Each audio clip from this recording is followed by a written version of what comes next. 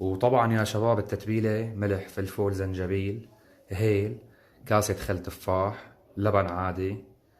طبعا اللحمة واللية الغنم، اللية أساسية. طبعا هون نحنا عملنا بقدونس قطعناها وقطعنا طرنشات بصل، بنحط لها فلفل بس.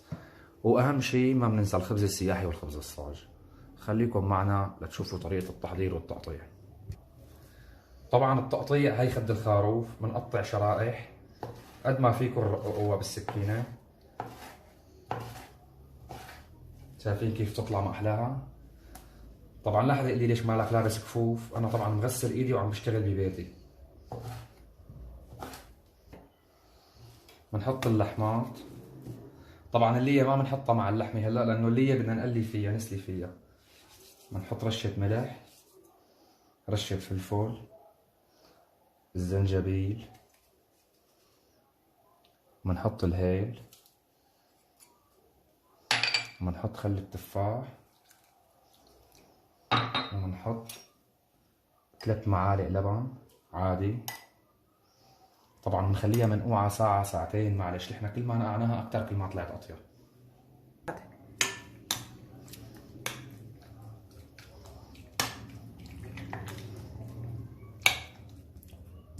هلا مثل ما انكم شايفين تبلنا، بنغلفها وبنخليها كل ما زادت الكمية أحلى وأطيب مشان تعشق الطعمة فيها. وهلا بنحط اللية على النار، بس تستوي اللية بننزل اللحمة عليها. وطبعا نحن عم نطبخ بأدوات طبخ يعني موجودة بأي منزل، يعني ما عندنا هالأشياء الهاي لايف الزايدة عن حدها، بأبسط المكونات وأقل الأدوات. وبس صارت اللية شقرة، شايفين كيف سلت اللية، بننزل اللحمة بطرنشات اللحم.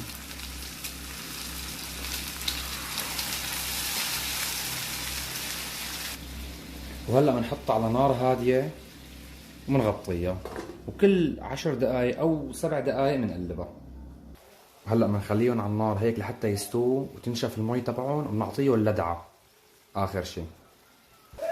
شايفين كيف المي هلا شوي شوي بتخف، آخر شي بتعطوها لدعة وبتطلع كتير كتير طيبة.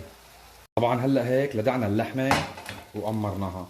هلا بنصفيها بطنجرة تيفال تانية منشان نأمر الخبز فيها. شايفين كيف بنصفي الزيت تبعها. طبعا هي اللي هي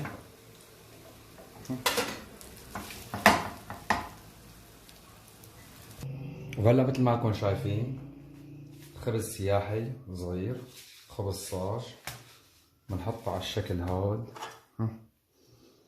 هون شيء لحمة، طبعا شيء تانية بنحط البقدونس والبصل، هذا نحن بنسميه عنا هون ببلدنا بواز، ونلفه على هالشكل هان.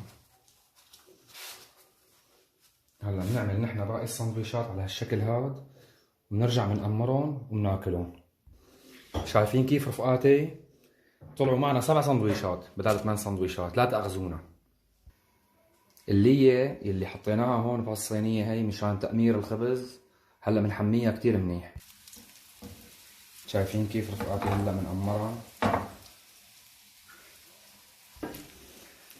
هلا نحن طبعا ما عندنا معدات، عم نسخن بهي الطنجرة.